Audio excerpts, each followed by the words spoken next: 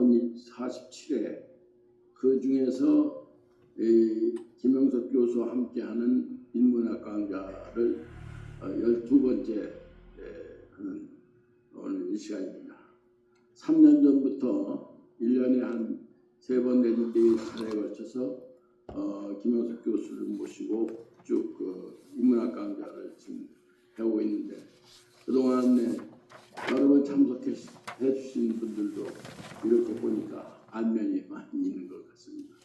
감사합니다. 어쨌든 선생님 지금 107세이신데 이렇게 오셔서 강좌하시는 것만도 상당히 저희들이 감사하게 생각합니다.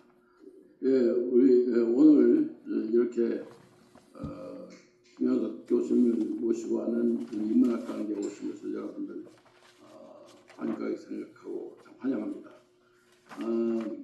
지금 107세이신데 이렇게 와서 강의를 우리가 직접 들을 수 있다는 것은 참 해피하다 이런 생각이 듭니다.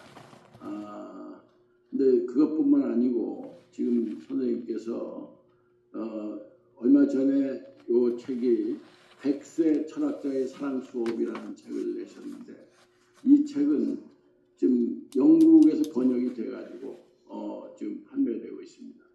미국 책방에서 이것을 샀다고 하는 저희 전가를 받은 바도 있습니다. 그렇게 외국에서도 선생님의 책을 번역을 해서 낸 그런 선생님이십니다. 그리고 또 하나는 AI 시대의 인문학은 무엇인가 하는 제목으로 이 책은 어제 출간이 됐습니다.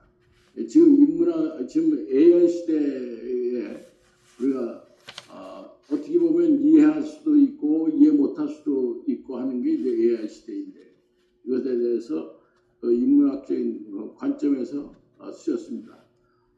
지금 107세이신데 참 시대에 이렇게 따라가면서 했다는 참 대단한 그런 것을 저희 생각합니다. 그래서 오늘 이 강의를 들으신 여러분들은 굉장히 해피한 겁니다. 앞으로 더 선생님 건강이 좋으셔서 계속 강의를 할 수 있도록 여러분들이 기도해 주시고 또 협조해서 도와주시면 감사하겠습니다.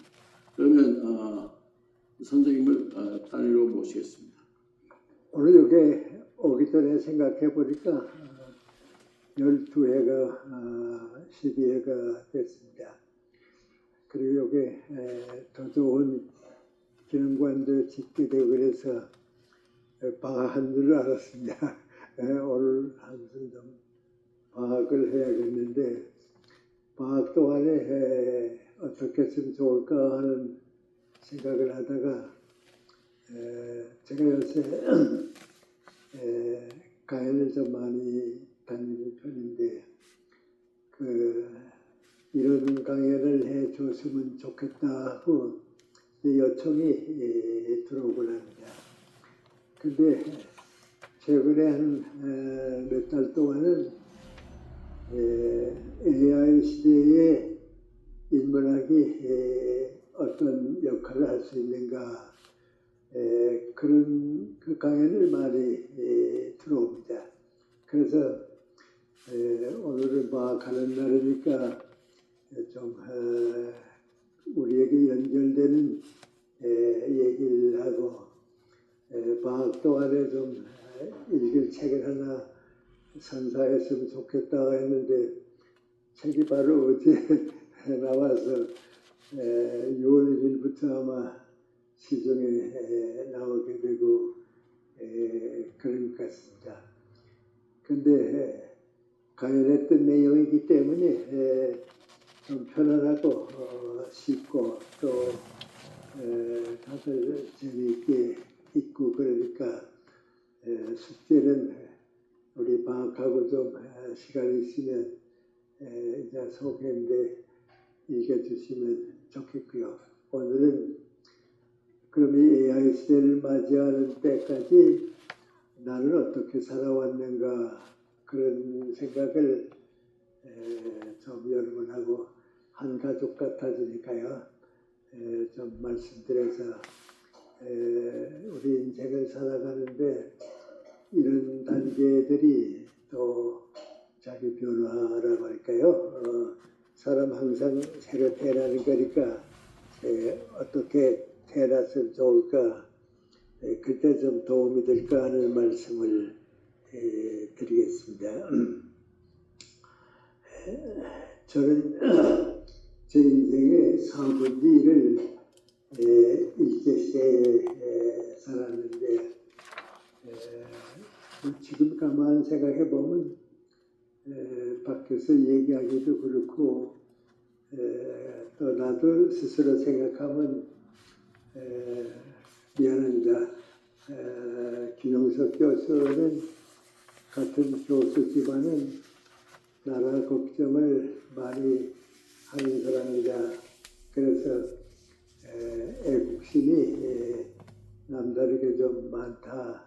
그런 얘기들을 많이 해주는데 그때마다 좀 부담감을 느낍니다. 내가 뭐 나라 위해서 하는 일도 없고 떠날 수가 없으니까 그런 생각을 가지고 살았는데 그 생각이 왜 생겼을까 생각해 보니까 25년 동안 3.1운동 다음부터 나라 없는 생활을 했으니까요. 내 나라가 없으니까 내 인생이 없습니다.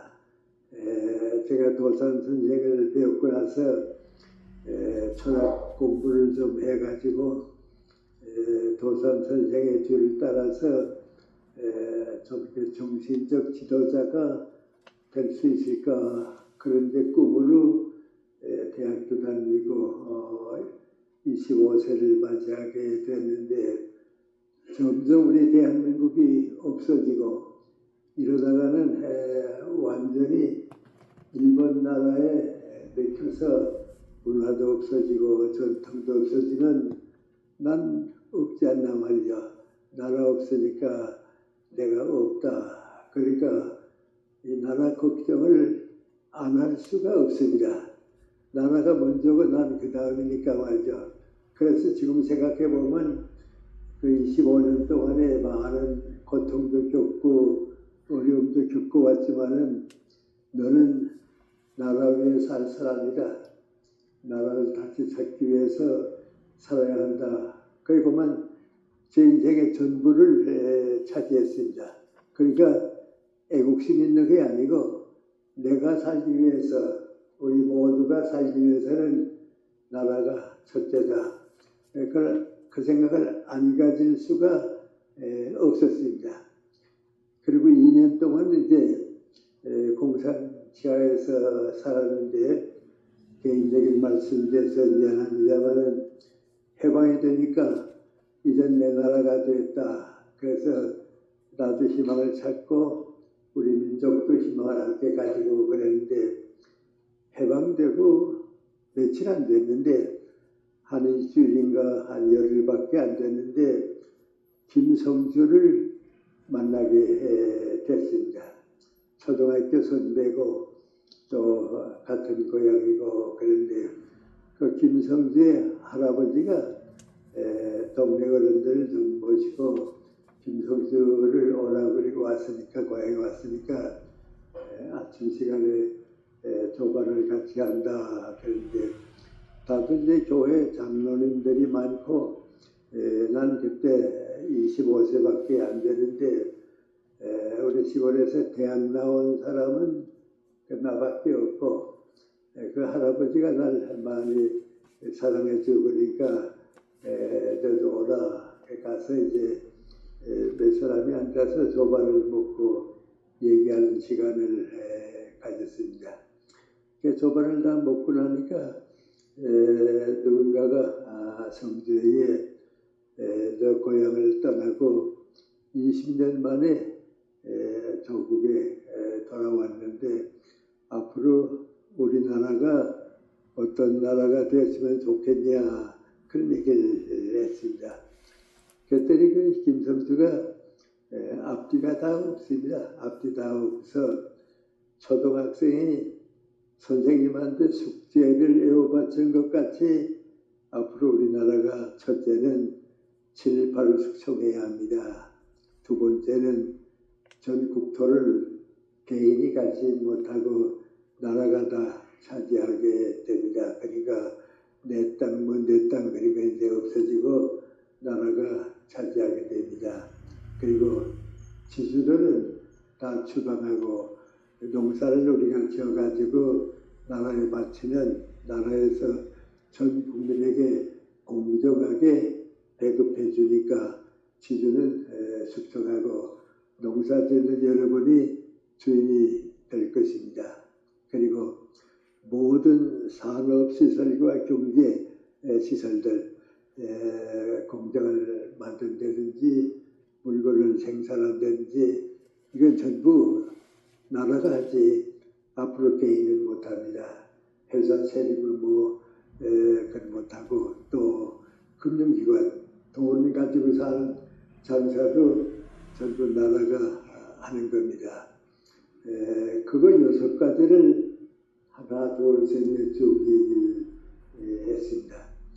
그런데 우리 동네 어른들은 어떻게 들으셨는지 모르겠는데 나는 공산주의 국가가 어떻다 하는 것을 책을 통해서 좀 알고 있으니까요. 그 얘기를 듣고서 깜짝 놀랐습니다. 저 사람은 좀 미안하지만은 사상도 아무것도 없는 사람이다. 칼 마크스가 누군지도 모르고 공산주의가 어떤 이상을 가지는지 모르겠는데 초등학교를 졸업하고 중국으로 가서 완전히 공산주의 교육을 받고 그 행동파로구나 말이죠. 사상을 얻고 행동파입니다. 자기가 누구라고 우리나라가 이렇게 됩니다 하고 얘기할 건 없습니다. 근데 그때 이제 한 가지 빠졌다고 내가 생각하는 인관이 저 사람이 얘기하면 앞으로 기독교를 비롯해서 종교는 없어집니다. 허락할 수 없습니다. 그 얘기를 왜 안 했는가 하고 생각해 보니까요. 2가지입니다. 첫째는 인관이 얘기 듣는 사람들이 다 교회 어른들이니까 얘기 안 한 것 같고요. 둘째는 인관이 그런 문제는 정치가 하는 것이 아니고 당에서 하는 것이다. 종교 문제 이런 것은 당에서 하는 거기 때문에 나같이 정치에 관심을 가진 사람은 하는 게 아닙니다. 그 말이 옳습니다. 공산주의 사회가 들어가게 되면 이 종교 문제는 당에서 취급합니다. 그러니까 이제 우리 교회 목사님들도 잡혀가게 되고 크리스찬들은 전부 이주시킵니다. 우리 교회 이제 좀 존경받는 장로님이 있으면 그 가정을 빼서 함경도로 이주시킵니다. 모든 땅이 나라 땅이니까 어디 보내주면 다 우리 갈 수 있다. 그러니까 교회 주인공이 없어지니까요. 자 이제 교회가 문을 닫게 되고 그렇습니다. 그래서 저 사람은 같이 할 사람도 아니고 대단히 위험한 사람이다. 그리고 헤어졌습니다. 그리고 그 사람은 이제 평양으로 가서 공산당 정권 안으로 들어가고 나는 또 이제 고향에 남고 그랬는데 그때부터 북한 정권은 이루어진 겁니다. 그때부터 이루어졌는데요. 저는 이제 이런 얘기를 밖에 나가서 강연하게 되면 얘기합니다. 얘기하는데 그걸 왜 얘기하냐 하면 앞으로 대한민국이 북한이 어떤 나라가 된다 하는 걸 좀 알아달라. 지도자들에게 대해서도요. 북한은 이제 이런 나라가 된다. 그러니까 우리가 정치할 때 대한민국을 이끌어갈 때 이건 아닌 건 아니고 이와 같은 건 대한민국이 아니다 하는 걸 저렇게 깨우쳐주기 위해서 지금 그런 얘기를 하고 젊은 사람들에도 그런 얘기합니다. 근데 지금 내가 생각해보면 좀 대단히 지나친 표현인지 모릅니다만은 정치 지도자 가운데 공산주의가 어떤 나라고 마지막으로 가면 어떤 나라가 될 것이다 하는 걸 너무 모릅니다. 너무 모릅니다. 그래서 대통령도 얘기하는 거 가만 보면 저건 아닌데 노무현 대통령 때 이제 친일파 석중하기 위해서 친일파 명단을 만들었거든요. 그게 바로 북한에서 원하는 겁니다. 그 심부름을 한 겁니다. 그러니까 이제 예를 들어 말하면 박정희나 뭐 이런 걸 말할 이승만도 말할 것 없지만은 우리는 순수한 민족주의 국가인데 대한민국은 친일파가 다스렸다. 친일파가 한 거기 때문에 이승만 정부는 우리 민족의 정통성을 떠났다. 그래서 그 계통 사람들이 끝까지 얘기하는 게 민관이 너 친일파다, 친일파다 그랬습니다. 노무현 대통령 때 친일파 명단을 발표하고요. 얼마 있다가 그 후속권까지 이 사람도 친일파다고 넣었습니다. 우리 박정희 대통령도 거기에 들어가고요. 우리 연세대학교 백낙준 정장님도 거기에 들어가고 그랬는데 그건 다 그 사람들의 목적이 있어서 하는 겁니다. 그런데 그럼 북한은 어떤가? 최원인가요? 그 유명한 무용가 있죠. 일제시대. 그건 친일파 가운데 친일파입니다. 그런데 그 무용가는 뭐인가니 북한에서 대접받습니다. 같은 친일파인데 대한민국에 있으면 친일파가 되고 북한에 있으면 존경받는 예술가가 되고 그렇습니다. 그래서 뭐 그런 걸 일깨워주기 위해서 이제 그런 걸 좀 많이 얘기하는데 너무 우리가 모릅니다. 지금도 대통령이 이따만큼 많은 얘기를 하든지 또 좌파라고 뭐 얘기할 필요 없습니다만은 우리 통일부 장관들이 하는 얘기를 가만 들어보면요. 저렇게 공산당을 모르는가 말이죠. 공산당에 가는 길 지금 다 가서 북한이 지금 얼마나 불행해진 나라가 됐냐고 말이죠. 너무 모릅니다. 예를 들어 말하면 지금 김정은이 제일 걱정하는 게 뭔지 아십니까? 다 아시죠? 우리는 아는데 정치하는 사람들이 모릅니다. 제일 걱정하는 게 민관이 대한민국이 우리보다 잘 살고 있다. 그거 가려우게 됐습니다. 왜냐하면 북한에서 처음부터 마지막까지 한 게 민관이 북한의 인민공화국은 대한민국보다 월등하게 잘 살고 있다. 경제도 앞서 있고 6.25 전쟁 난 직후에 북한 경제는 우리보다 높았습니다. 우리는 농업 지역이고 북한이 이제 지하자원이 그가 높았으니까 그걸 연장하면서 민관이 우리 인민공화국은 이만큼 잘 살고 대한민국은 전부 가난하고 있다. 그것만 했는데 점점 바뀌기 시작하니까요. 이런 대한민국의 실정이 북한 국민에게 알려지게 되면 안 된다. 그 지금 북한 김정은 정권이 유지되는 아주 첫째입니다. 그런데 우리 통일부 장관이 하는 얘기가 있으면 그래서 차라리 가만히 있었으면 좋겠는데요. 이 사람이 이렇게 얘기하고 이 사람이 이렇게 얘기해서 제가 보기에는 북한은 저렇게 모르는 사람들이 통일부 장관에서는 안 되겠다 말이죠. 오히려 가만히 있으면 됩니다. 공산주의는 자기 안에서 무너지게 되어 있습니다. 제가 이런 얘기하게 되면 정치도 모르면서 그런 얘기 왜 하느냐. 그런데 공산주의는 밖에서 둬두고 가만두면 그 안에서 무너지게 되어 있습니다. 그래서 스탈린이 건설했던 국제공산주의는 스스로 무너졌는데요. 그 스스로 무너뜨리게 한 대표자가 누군가 세상 사람들은 민관이 미국의 레이건 대통령이다. 그 다음에 요한 23세인가요? 그래서 부마입니다. 같은 때 사람인데요. 이 두 사람의 생각이 똑같은데 민관이 공산주의는 고립시켜서 내버려두라. 경제적으로 두어두면 그 안에서 무너진다. 왜요? 공산주의는 그 정책 가지고서는 살 수가 없습니다. 북한이 지금 바로 그겁니다. 더 나빠지면 되지. 그러니까 오히려 도와줬으면 좋습니다. 그래서 저는 정치적으로도 여러 가지 문제가 있습니다만은 우리 문재인 대통령이 김정은 심부름을 하고 많이 국제 나갔는데 말이죠. 그때는 잘못입니다.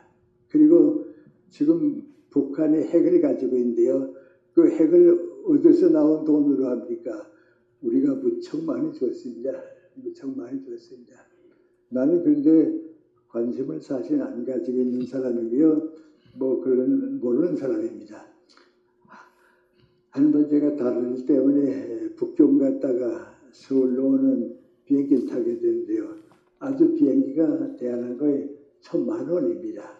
그래서 겨우 이제 2층 자리를 얻어가지고 탔는데 보니까 전부 이제 같은 일행들입니다. 그런데 김난세 씨죠. 지휘하는 사람이죠. 그분이 나한테 오더니 선생님 여기 계셨냐고 말이죠. 북경 갔다가 일하고 그 어떻게 북경에 왔더냐 그랬더니 아닙니다. 저는 북한에 연주하러 갔댔습니다. 그래요. 무슨 연주인데요? 북한에서 2차례 그 오케스트라 그걸 연주하러 갔는데 정부에서 보낼 땐 뭐라 그러는 거 아니 2번 연주하는데 200만 불을 준다 말이죠.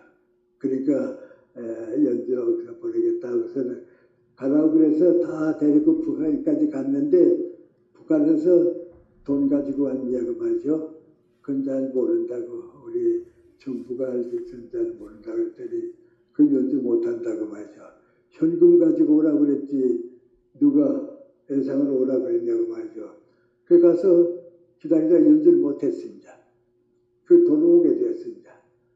그러니까 거기에 돈 줬던 사람들하고 돈 오는 사람들이 북경에서 들어가서 연주하는데 도와주려고 돈 냈던 사람들 또 그 돈을 주려고 약속했던 사람들이 물건이 연주도 못하고 비행기 타고 되돌아오니까 1,000,000원이 된 겁니다.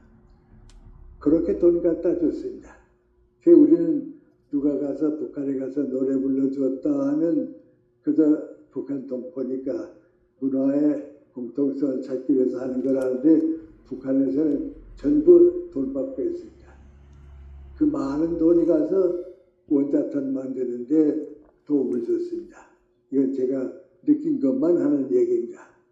또 한 번 제가 무슨 일이 있어서 롯데백화점에 점심을 대접받아서 가게 됐습니다. 나는 어떤 분이 오는데 사실 잘 모르고 꼭 와달라고 해서 이제 갔는데 내가 갈 때 2분이 얘기를 하고 있습니다. 2분이 얘기하고 있는데 가만 내 옆에서 들어보니까 한 분은 지금 내가 생각에는 대한민국의 종교 지도자 대표들이 북한에 갔는데 그 가운데 한 사람이 천도교 책임자로 내가 얘기 듣고 느낍니다. 그분이 자기 친구한테 하는 얘기입니다. 이번에 종교 지도자가 평양에 간다 그래서 나도 갔댔다고. 그래서 다 다니고서 이제 돌아올 때가 됐는데 자기한테 전화가 왔다고. 그게 무슨 전화하고 받아봤더니 북한에 누군가가 전화 걸어서 모처럼 이게 소중한 모임에 오셨는데 오셨던 기념으로 좀 도와달라고. 그래서 제가 뭐 도와줄 거 있냐고 그랬더니 아이 그만한 책임 맡고 있는데 좀 도와주셔야죠. 개인적인 부탁입니다. 우리가 대한민국하고 거래는 다 했지만 이건 개인적인 부탁입니다. 그 찾아와서 만났더니 뭐 이런 거 아니 우리 돈으로 5억 원만 좀 꼭 좀 준비해달라고 말이죠. 그래 줄이고 못한다고 말이죠. 난 종교 대표로 왔던 것뿐이지 그 돈은 내가 책임질 수가 없다고 했더니 그러세요. 좀 유감입니다. 그러고 갔습니다. 그래서 그걸로 끝난 줄 알았는데 다시 전화가 왔습니다. 그 전화를 받았더니 비행기 좌석이 모자라서 좀 조사할 것이 있으니까 선생님은 가지 말고 남으십시오. 그러면 그 전화를 받으니까 민관이 큰일 났구나 말이죠.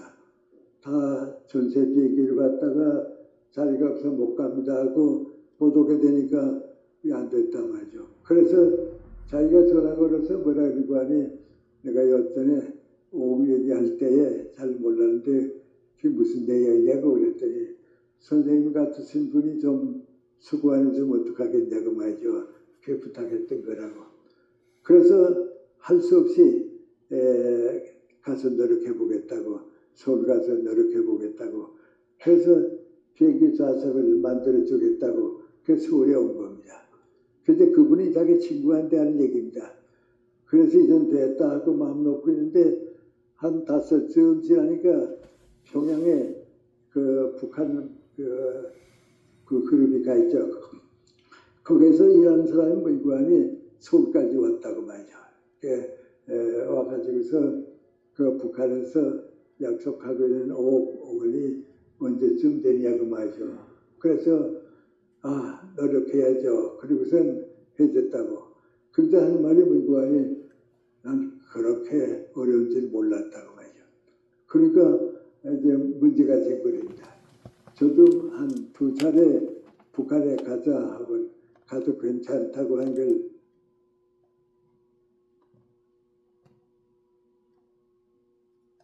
연락을 받았는데요. 한 번은 내가 거절했고요. 한 번은 우리 월드비전에서 가는 건데요. 그 월드비전 북한 본부가 있습니다. 근데 거기에 책임자가 호주 사람입니다. 그리고 우리 한국 월드비전의 오재식 그 회장의 내 제자입니다. 내 제자가 선생님 전체 비행기에 좌석 다 잡아놨는데 제가 모시고 가겠습니다. 제가 책임지고 또 북한의 이제 월드비전의 호주 분이 그 책임자인데 같이 가자고 말이죠. 가는 것도 괜찮을까 하는 생각을 했습니다. 그래서 그러면 내가 가게 되면 가겠다고 약속을 했는데 그 비행기가 떠나기 한 3, 4일 전에 그만 독감에 걸렸습니다. 그래서 못 가게 돼서 미안하다고 말이죠. 못 갔는데 내가 미국 갔다가 우리 김재순 국회의원